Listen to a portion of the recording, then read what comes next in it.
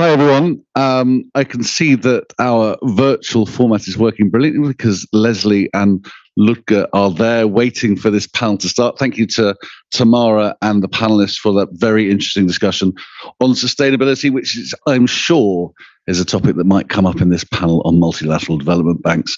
I'm delighted to be joined here in Singapore by Hester de Casper from the IFC, with also Simon Ong from DBS. And you'll see online we have Leslie Masdol from the New Development Bank, and we have Lucas Schucknecht from AIIB. So a super group of people to discuss some very important issues. I think we'll just start, though, with a fairly freebie question, but I think it's an important one given the speakers that we have. What has been the impact of COVID on the work that you do across the region? Are there particular changes in strategy caused by that? And what is your outlook on the long-term impacts of COVID and now a related, I think, financial market slowdown in terms of your work as development banks? And Hester, maybe I can come to you first on that one. Thank you. I guess these are ready to go, yeah? Okay.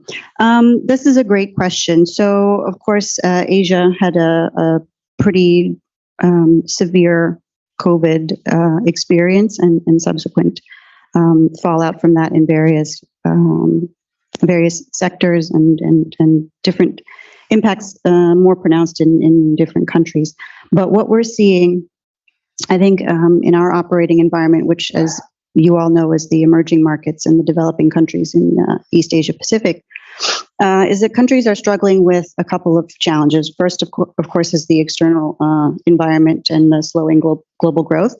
They have much higher debt burdens now than they had at the beginning of the crisis, and they're also, I think, trying to figure out what to do with some distortionary policies that were put into place during the crisis that met short-term needs in terms of getting their citizens access to food and energy, or preserving jobs and employment, but now could create conditions over the longer term that are anti-competitive and dampening to productivity.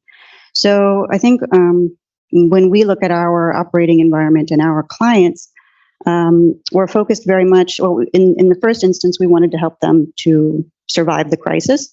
So we worked very closely with our portfolio clients, and we tried to ensure that they were their businesses were sustainable.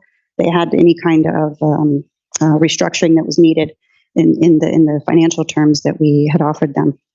But now I think we're in a recovery phase, and we want very much to help them again to grow their businesses and invest. But the debt burdens that I mentioned before, those are problematic right now. And of course, the cost of servicing that debt is going up. And the both public and private sectors are going to be challenged by that going forward, I think.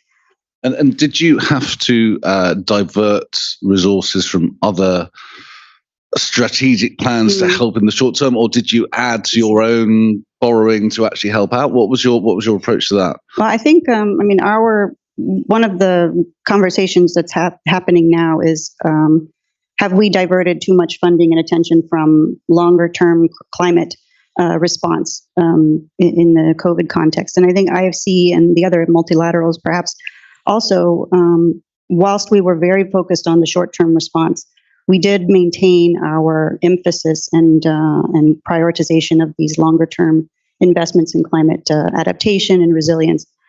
So that has not changed in terms of our priorities. Okay, and just in terms of, hopefully we're coming out the other side, but in terms of the extra debt that was taken on, are you worried about there could be a wave of default or restructuring that follows that? So we haven't seen that in our own portfolio. IFC is a long-term partner to our investee clients. We are in it for the long run and engage with them in that way. In our equity book, actually, the last couple of years we've had taken a new approach, and so we've reduced the amount of equity investments that we've made in the past couple of years, and so we were in a relatively good position also from that angle. I think sure, there will probably be defaults and restructurings that are required.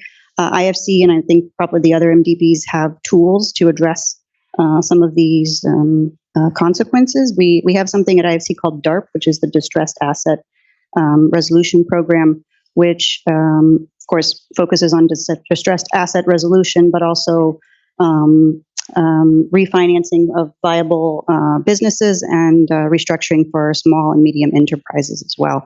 And these programs over the last maybe decade and a half have deployed about $8 billion and helped emerging market banks offload about $40 billion in bad debt.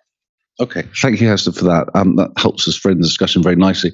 Look, maybe I can come to you next, just to talk us through the impact of COVID and the global slowdown on the AIIB, its strategies, its funding, its lending, and your general outlook for the region.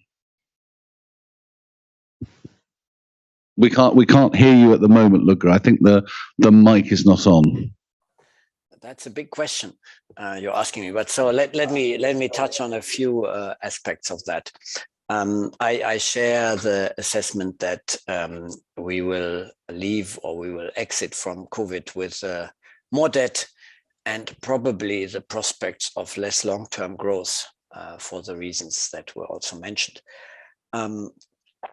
Now, for the AIIB, we have responded to COVID with a major crisis-related financing program for our client countries, where we're in the tail end phase of that. But we have the next kind of crisis-related financing coming up. I mean, we have Pakistan, the flood, Sri Lanka, the transition towards a kind of new sustainable equilibrium. So there, in concert with the other MDBs, we are continuing to support countries in crisis. We all know that there's always going to be crisis around. So this will be, we expect this to continue to be part of our toolkit. But in addition, we want to maintain the focus on our core infrastructure financing mandate.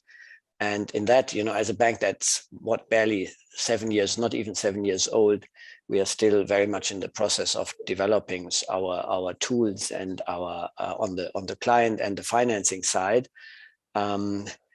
We have found that the funding environment for us has remained favorable, even though generally there has been also a small uptick in the funding costs for us. But that means that those that invest in our bonds will also get a small margin. That's maybe not such a bad thing. But we are also trying to develop, so to speak, the currency diversity on the funding side, where we all know that a bank like ours that wants to be a climate and a private sector bank when it comes to infrastructure, local currency and financing has to be developed over time. On the client side, as I said, we've had the crisis-related finance, but we have continued to develop our business also on the regular infrastructure side. This has not become easier with the crisis environment and the COVID environment, but we hope that, especially as China is likely to come out of the COVID slowdown soon, we hope that this will also have a positive impact on the global economy and thereby also make the environment more favorable for getting governments to focus again on infrastructure rather than on the recurring crisis and the economic slowdown. So again, did you divert funding, lending to different unexpected areas during COVID, and to what extent? I wouldn't call it divert. I mean, in a way, if you have if you have to keep countries afloat, you have to keep people alive. So if we financed vaccines and medical supplies related things in the COVID pandemic, that did not replace infrastructure financing. It basically came on top to keep the countries going. And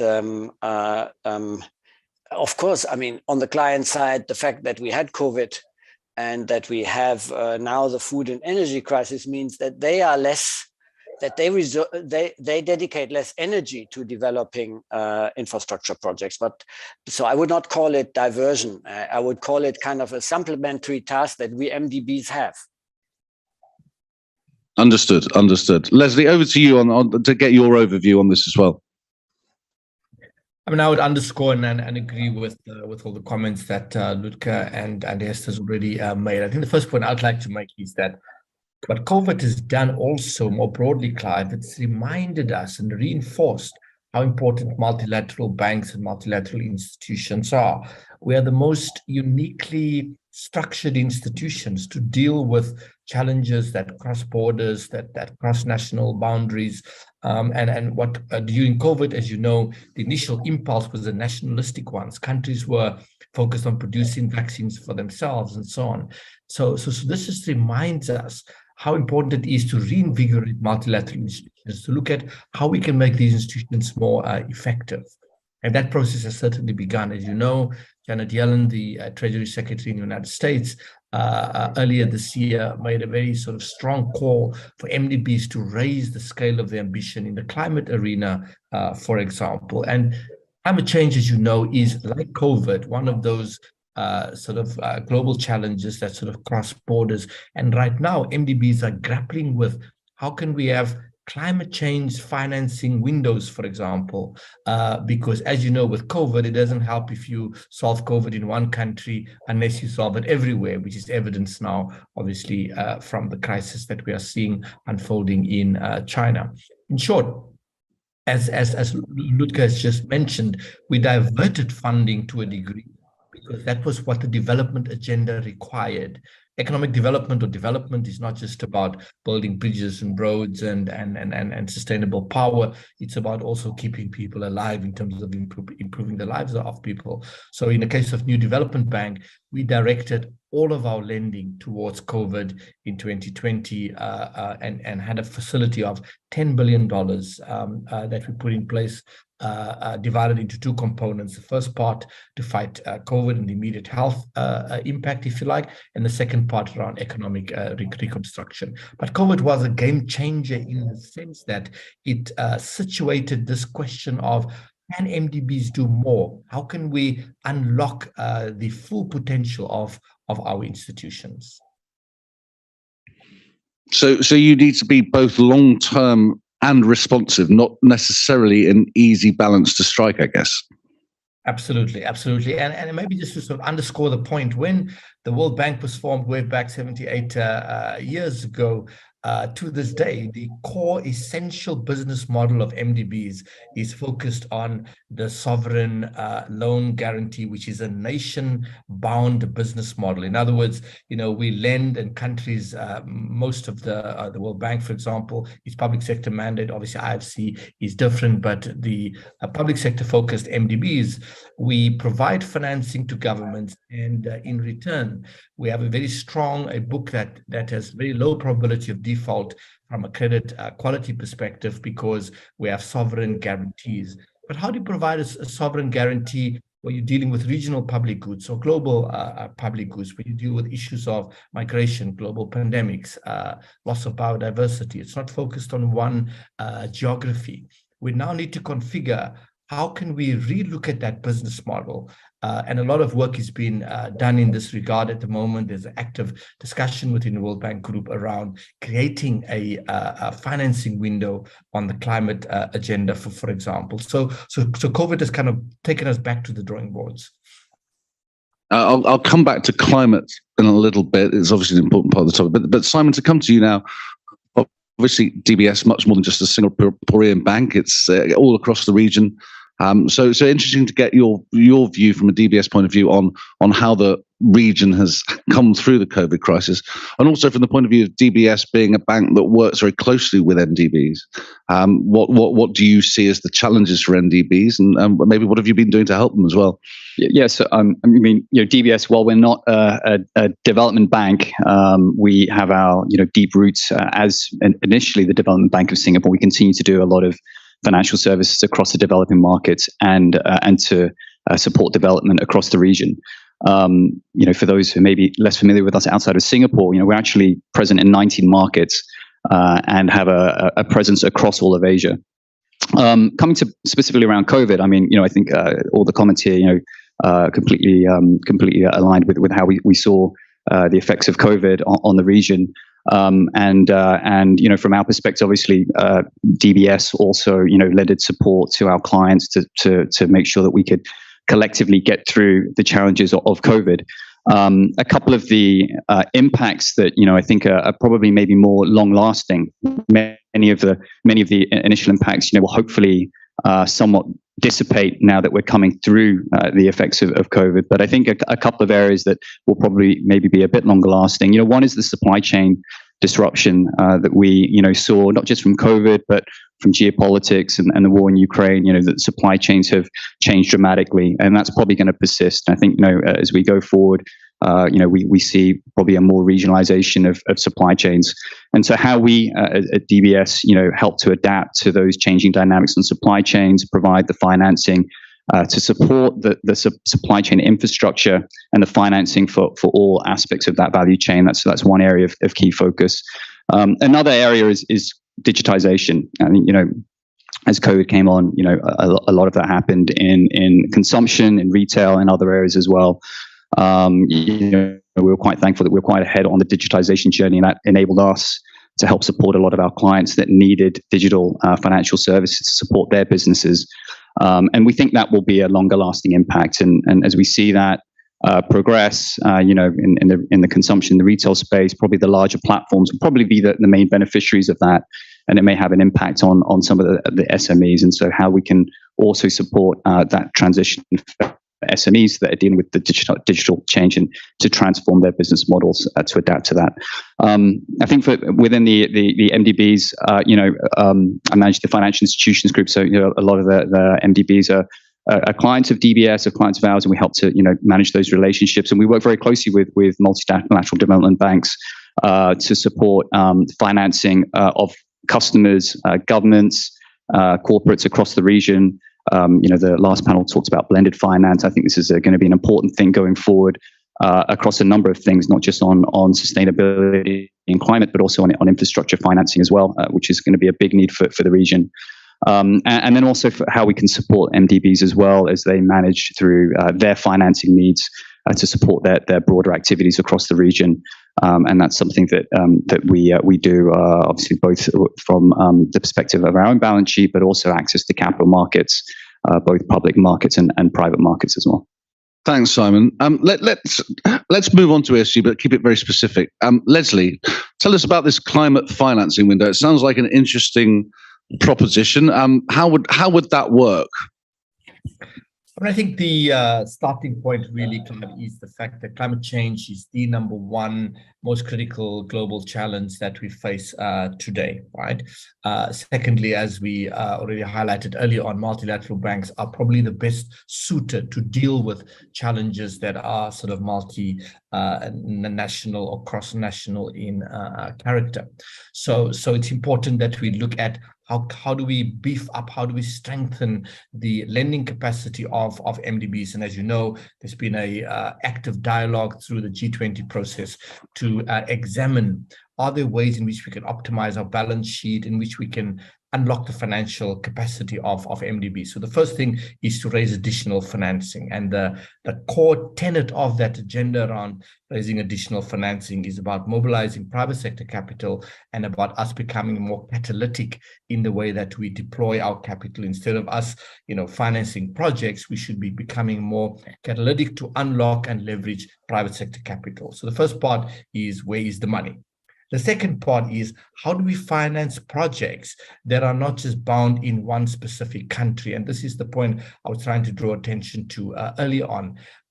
It's not very clear right now how this is going to unfold, but something along the lines of a sort of climate change window is, I think, what people are thinking about, a dedicated window to finance climate change projects, which, as I said earlier on, could, for example, be multi-country projects, so that, let's take South Africa, where I'm from, it's not just focused on one geography, but it could be covering, Mozambique, Zimbabwe, Botswana, Namibia, and neighboring countries in Southern Africa.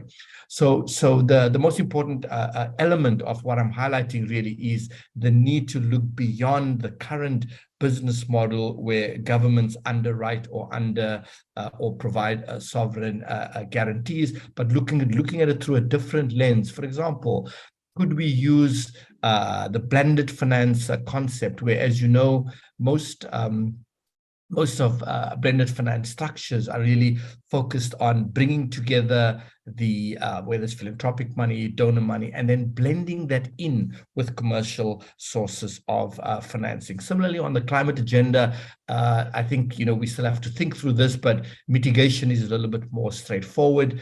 But climate adaptation is very, very challenging, because when you look at strengthening the resilience of infrastructure, there's no revenue necessarily flowing in. It's not like building a power project where you are generating income. You can project those cash flows into the future. Climate adaptation is more challenging, and we will have to think more imaginatively how we can bring in more capital into that agenda. In short, what I'm saying to you, Clive, this is the current debate within MDBs. There are no real answers, but we've got very clear questions ahead of us. Well, let's keep the debate going amongst this group. Hester, what do you think about this idea, A, of climate financing windows, and B, also the work of MDBs to bring public and private together and effectively put more capital to work from both sides? Sure, thank you. I mean, Leslie's answer was really quite comprehensive, but IFC, obviously, we're a little bit different. We are private sector focused in our operations. And so when it comes to the climate window, I understand the World Bank to be part of this and a very sort of supportive of this, unlocking the funds that are already on our balance sheets as MDBs to try and deploy them more effectively and to leverage additional capital to invest in climate space. So IFC, that catalytic role that we're describing is something that we've always played. We've had as our mission from the beginning to crowd in private funds into emerging markets. I think that the tools that we're going to deploy, of course, we have our traditional syndication packages that we've offered, but there's new tools that we have at our disposal, including platforms. We signed at COP26 the MCPP, which is going to bring in $3 billion from private investors to invest alongside IFC in Paris-aligned investments. So, and then Leslie, of course, mentioned blended finance. We are constantly looking for ways to increase the pool of blended finance that we can draw from, particularly for climate investments in middle-income countries where the challenges are the greatest. And then, we want to tap into these deeper pockets and these pools of capital that right now there's about $200 trillion that we don't really have access to and are able to deploy as efficiently as we should. So we have a huge role to play, and I think cooperating with our colleagues at the other MDBs, we should be able to find a structure that works and we can really start to move huge amounts into climate. Yeah, and look, over to you on that one. Your thoughts on this debate that seems to be going on in MDB circles about the idea of a climate financing window, but also that important part of bringing public and private together and making more capital available to these important projects. Yeah, thanks, Clive. No, I mean, Leslie and Hester have said much of what can be said here. So what I say shouldn't be seen as contradicting them, but maybe just as kind of complementing them. On the financing side, I mean, to have this additional financing available to deal especially with the public goods component of investment, of infrastructure investment, of climate-related investment, that's a very important issue. I mean, adaptation, as Leslie was saying, often doesn't yield a revenue stream, or if it does, then it covers only, so to speak, for parts of the benefits, and then you have the cross-country dimension, and that needs to be dealt with in the context of of the fact that the implementation of projects is ultimately linked to national jurisdictions. You cannot do a multi-country project with, you have to deal with each national jurisdiction. So I think that it's good to be ready to also to get the public and the governments, the donor governments ready, and the private sector, philanthropic sector ready, and to create structures that allow the support of that. But I think there is more. For our work as organizations, I mean, the AIIB has the 50% target for private sector finance in 2030. So we are a bit in between the traditional model of the guaranteed sovereign and the private sector, pure or fully private sector oriented one of IFC. I think we have a job to do as well in several respects. The first one is, I mean, in many countries and areas, we don't lack money so much as bankable projects. That's probably not true everywhere, but to some extent it is true. And that means also that capacity building, that is one of the traditional roles of MDBs, capacity building in markets and with governments. And that can happen on the private sector side, just as on the public sector side. And I mean, some of the structures we are employing and our friends are employing try to do exactly that, to use the financial intermediation channels to have projects be greener, have high ESG standards, and simply also work in a proper manner, so that project preparation and implementation is done professionally.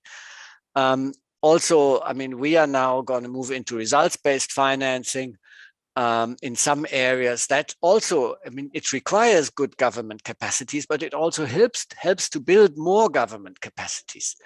So you have both on the private sector and the government sector and the financial sector side, you have that task of MDBs to help build structures and institutions. And we come in a way with subsidized finance by using our financing cost advantage. And we come in as anchor investor, halo effects, etc. on the private sector side. So I think that's all good, but I think we could even a bit competing with each other in the future and working with DFIs and competing with the private sector. We can help be creative and innovative to make things happen that so far are not happening. I mean, one example, you are in Singapore. I wished I would be there.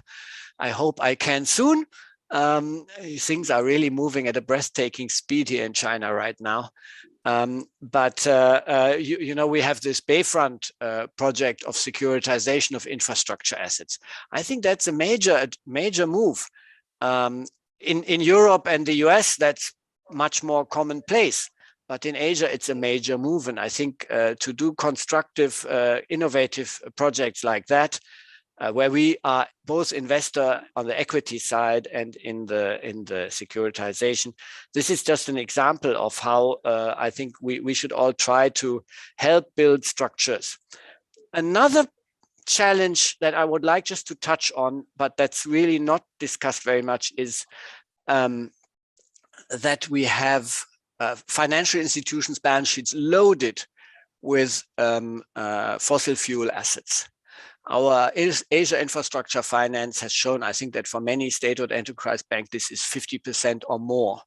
And I mean, everybody is chasing the profitable climate assets, but I think perhaps also unloading some of the dirty assets from banks and giving them capital space, balance sheet space, to invest in clean stuff, in renewables, etc., is also an avenue that I think we should think about.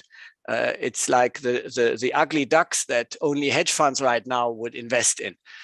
So we haven't found a solution for that either, but we are happy to work and discuss this with others. A whole distressed credit industry sprung up, so maybe it's a similar path to that. Just going back to, you said that you are lacking projects. Is that partly because, particularly on the infrastructure side, sometimes projects are not green enough, and therefore don't pass your protocols? And does that then in turn mean that actually, if there are people wanting to do more green infrastructure projects across the region, AIIB has plenty of firepower to help them? Both is correct in a way. Yes, I mean, we have instances where, in a way, the high standards are not met, but we do try many ways to also get that going. And I think our partner banks here in the forum do the same, probably much more than we do already, given their longer experience of, say, IFC. But one of our advantages is, of course, the good firepower we have. Our balance sheet is not yet so burdened. We have, I think, only 30% of our capital employed. So Leslie made reference to the G20 call for using MDB financing for more infrastructure spending. Yeah, we have exactly that plan in the years to come. But as we are working well already with IFC, ADB, and World Bank, EBRD, and we are also co-financing or working together with other DFIs, and happy to do so also in the future. I think especially in the DFI area, there are some that are very innovative, but often cannot finance the big ticket items. They have a lot of capacity, but can't finance big ticket items. So I think that's where we can also come in. Thanks. Simon, I'm not going to ask you to comment on whether DBS is unloading dirty assets off its balance sheet, unless you want to. But talk us through the role that capital markets may be, and commercial banks working with the public sector can bring that private capital that we talked about, that really could unlock a lot of the solutions here. Yeah, I think what Leslie talked about, and catalytic capital is so important for the region. The private banks like DBS, the commercial banks like DBS, and other private sector providers of capital. I think there's certain parameters which is within their risk tolerance, and there's a role, I think, for multilateral development banks and also governments to play in being able to help through blended finance and other structures or co-investment to enable the private sector lenders and investors to get comfortable with projects and financing important projects that would otherwise be difficult within traditional risk frameworks that they're used to for financing. So I think that's going to be tremendously important, but particularly in the areas that we've been talking about, with infrastructure and with climate and transition financing. Infrastructure is a key focus for us at DBS. I think I've seen estimates of something like 1.7 trillion annually is going to be required across Asia. Which is huge, right? So, it requires then all players from public sector and private sector to work together to be able to finance that level of investment.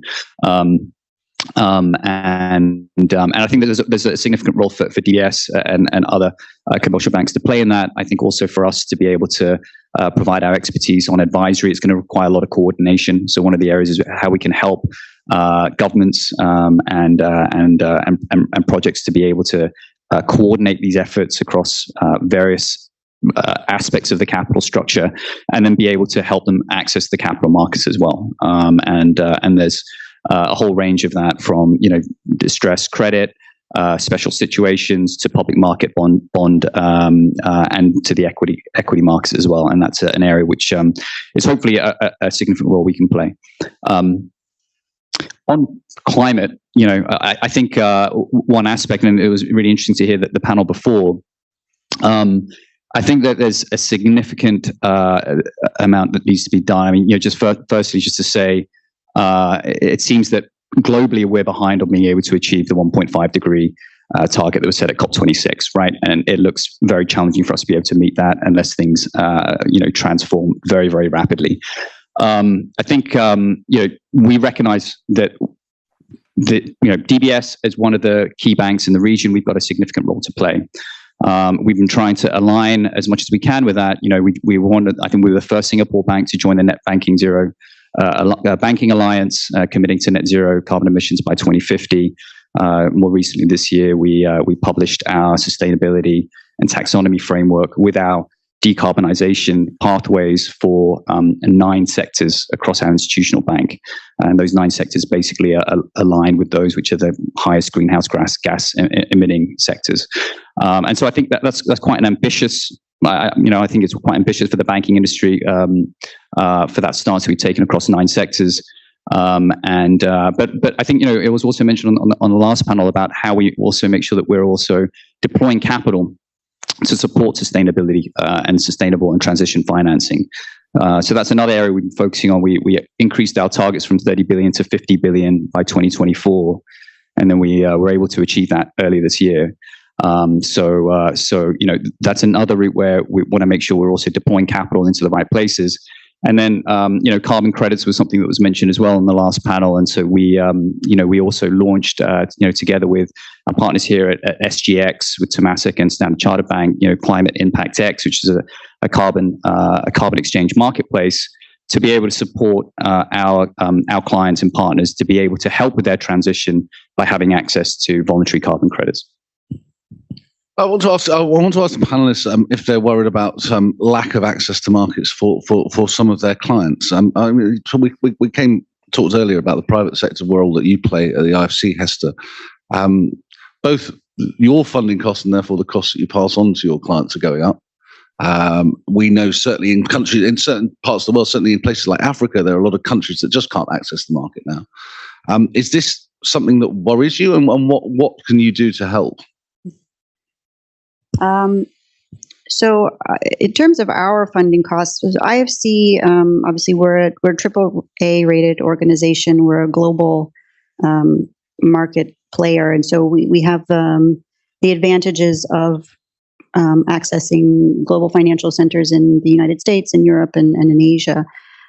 So our funding costs, we may be, they may be a little bit tougher than before, but we're still, I think, coming from a pretty advantaged position.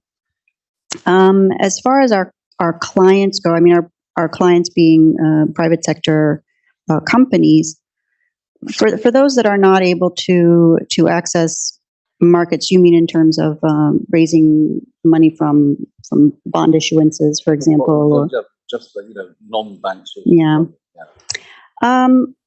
Well, so to take a step backwards, we do a lot of work on capital market development in a lot of the countries that we work in. So trying to actually build capacity and deepen those markets in places where companies have less access to non-bank sources of funds is a priority for us. And then, we have to, I suppose, support those companies through our traditional lending instruments and investments, and then help them build internal capacity to meet standards and access markets externally. On the previous panel, I think Frank Scheidegg mentioned that one of the keys maybe on climate change is to build local capital markets, which you just mentioned. I suppose part of the challenge here is that a lot of the countries that probably need the help the most are small, and therefore the chances of ever really developing a deep enough local capital market, is it unachievable? I don't know whether that's too depressing a question for you, Hester, but it's interesting to know what you think, and I'd be interested to know what Leslie and Ludger think from their point of view as well. But maybe just on you first, Hester. Sure. I think, our emphasis on developing local capital markets, of course, has limits. As you said, some of these economies are just too small, and they're just never going to have the deep liquid capital markets that they might, like to have.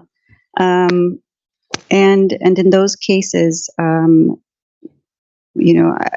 would like to hear what my colleagues have to say, because they are in sort of treasury positions. Sure. Yeah. Sure. Leslie, would you like to take that one on? Sure. Look, I mean, I just sort of underscore the points that Hester made already. I mean, IFC has been, I would say, probably the global pioneer amongst MDBs in terms of advancing the cause of local currency financing. I mean, and as Lutke already outlined earlier on as well, there's no question that local currency financing is a key aspect of the future business model of MDBs. We have had a significant focus on dollars, understandably so, because Hester has just highlighted, because of our very high credit rating, we have a low cost of capital. Dollar is the deepest, sort of most liquid markets, and therefore we raise money in the cheapest and the most cost-efficient way, and then on lend to our countries who ordinarily would raise money at a much more expensive level because of their poorer credit rating. So we kind of almost trapped into our the dollar market, because that is where the largest pools of capital resides. However, the future definitely resides in local, developing local capital markets. And as Hester's already outlined, IFC's done a lot of work over the last 20 years in creating the enabling conditions for the development of local markets. And it involves a whole range of initiatives that we can call sort of market reforms in countries to stimulate the local pension fund and insurance and industries, and creating the conditions, if you like, for long-term savings to be converted into local bond markets and so on. And the example of China is really instructive. I mean, over the last 20 years, if you look at the growth of China today is a bond market of north of $17 trillion. It's the second largest bond market in the world. We already, as a bank, New Development Bank, we finance 45%, almost half of all of our lending in China is in renminbi. And we continue to issue renminbi. We've just finished another program of having issued 20 billion renminbi in total over the last 2 years in China. We're now registering a new program of $40 billion in the interbank bond market. So China is obviously unique in the sense that it has a very deep local domestic financial and capital markets, but the real challenge lies, as you already highlighted, Clive, in those frontier markets, those sort of smaller countries in Africa, for example, where the financial sector is really underdeveloped. How do you stimulate local currency financing in those markets is still a significant challenge. Yeah, thanks, Leslie. Look, just quickly, if you would, on the concept of the development of local capital markets and the role that someone like AIIB might play in that. Thanks. I think it's the role of IFC that Hester mentioned, and the long tradition it has shows. Means we can benefit from some of that, but it also shows some of the difficulties that Hester mentioned. But I think here also what comes in here is that really the responsibility still remains to a significant extent with government authorities to create a macro and financial environment, and a stable environment compensates probably a lot for the size of the market in mobilizing also local savings and creating the environment that local savers and investors then actually can go into infrastructure. And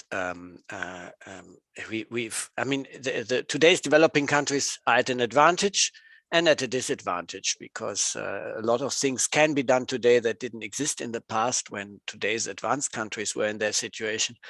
But they're at a disadvantage because money can go anywhere. So, our role in this is very important.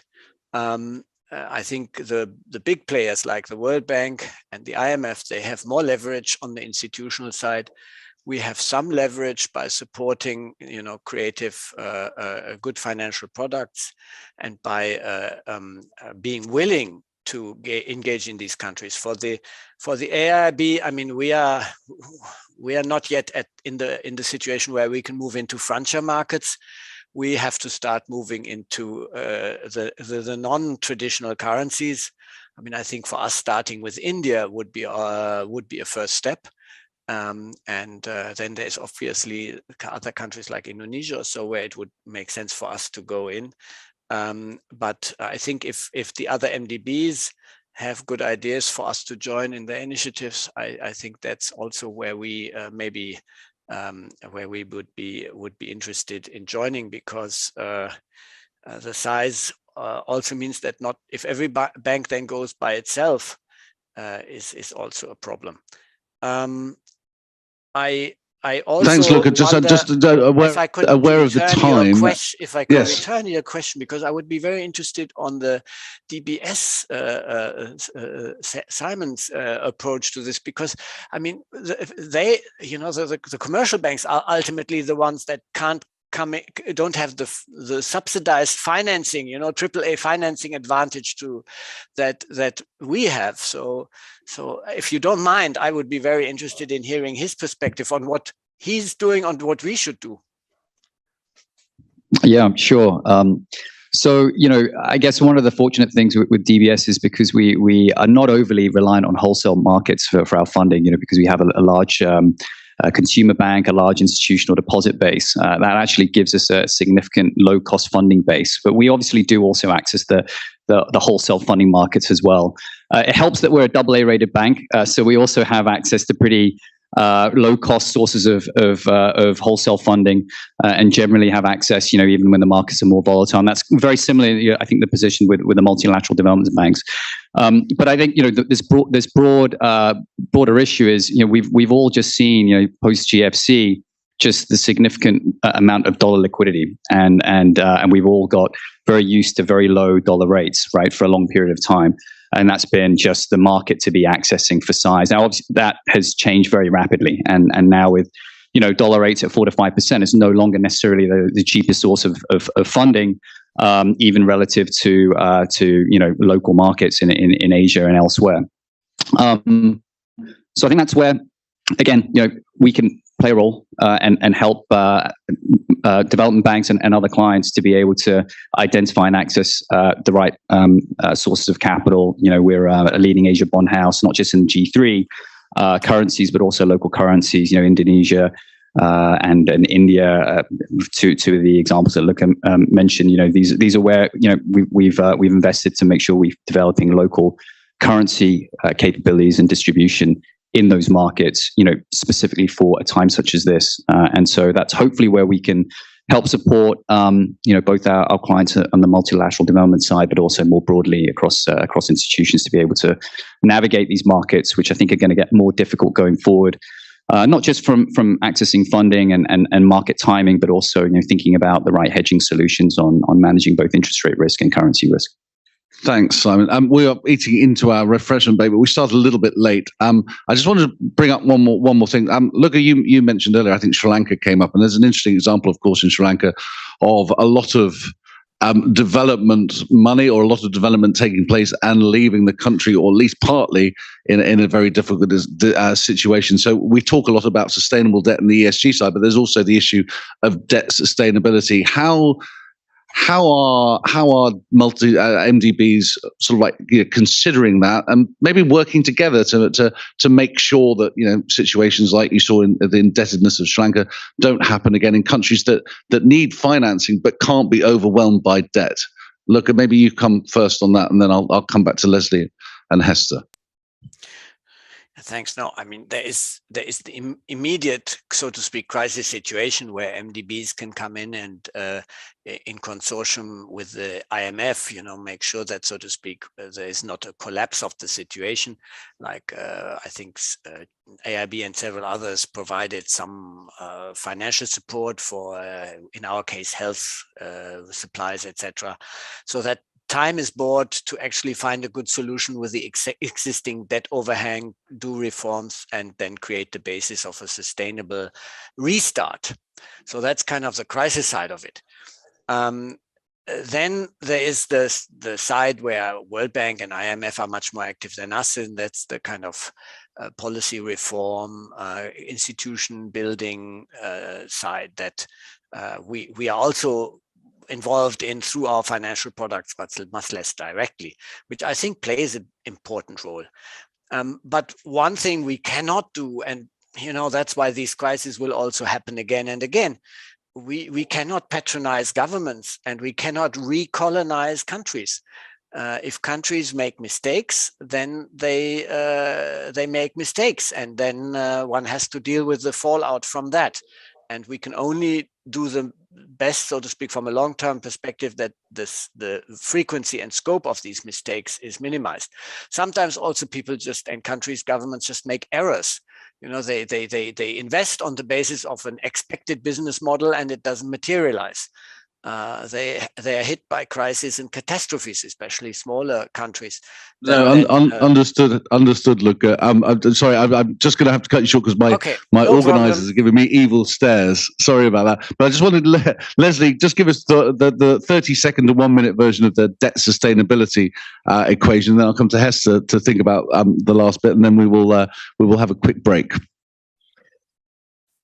We naturally need a coordinated multilateral effort to deal with the countries that are in deep fiscal distress today, still coming out of, or as a consequence to some degree, are coming out of the COVID pandemic. I think that as Lucas has just outlined, there's specific and unique roles for the IMF, in terms of support to those countries. There are some MDBs that provide budget support, the World Bank and others who do concessional lending. But we as the multilateral banks that are focused on building sustainable, long-lasting infrastructure, our role remains to provide cheaper funding, which is what we do through our much lower cost of funding, as I outlined earlier on. That agenda has to continue. But there's no question that there is a short-term set of challenges that face many countries, from Lebanon, Sri Lanka, Argentina, Zimbabwe. There's a long list of countries, Zambia and so on, that are standing at the door of the IMF. Yeah, thank you, Leslie. Hester, final word to you. Sure. So, as my colleagues were speaking, the Bridgetown proposal that was raised at COP27 kind of comes to mind. This cycle of debt and crisis that the countries get into, and it's very hard to emerge from. I think from IFC's perspective, the role of the private sector in helping governments that are dealing with, let's say, heavy debt burdens is substantial. And if we can, as my colleague suggested, work on the policy environment that helps governments to remove some of the distortionary practices that can actually mean that the money that they do spend is spent more effectively, that there's less waste, and that there's also, let's say, more efficiency in the economies overall, then the private sector can operate more efficiently as well. And I think start to attract investment and generate, sort of create jobs and generate income in the economy that can actually relieve a little bit of the burden on the fiscal space from the government side, and then they can focus more, I would say, on longer term priorities than on constantly responding to crises. Yeah. Okay. Thank you, Hester. That's a really good note to finish on. It's interesting, isn't it? The last 3 years, a lot of NDBs have had to adapt what they're doing, and maybe sort of like not focus as much on their long-term goals, but certainly what we see, both in terms of the discussion about what MDBs can do in the long term, but the way that they acted over the last 3 years, is the world would certainly be a poorer place if it didn't have the multilateral development banks, despite the fact that you guys have to put up with quite a lot of criticism at times, justified or not. So thank you to all of the panelists for joining here today. We're going to have a 10-minute break, and then we're going to have a very small topic of the future of money with the BIS, the Monetary Authority of Singapore, JP Morgan and Binance. So that should be fun. But 10-minute break now, and a round of applause, please, for our fantastic panelists. Thank you very much. Thank you.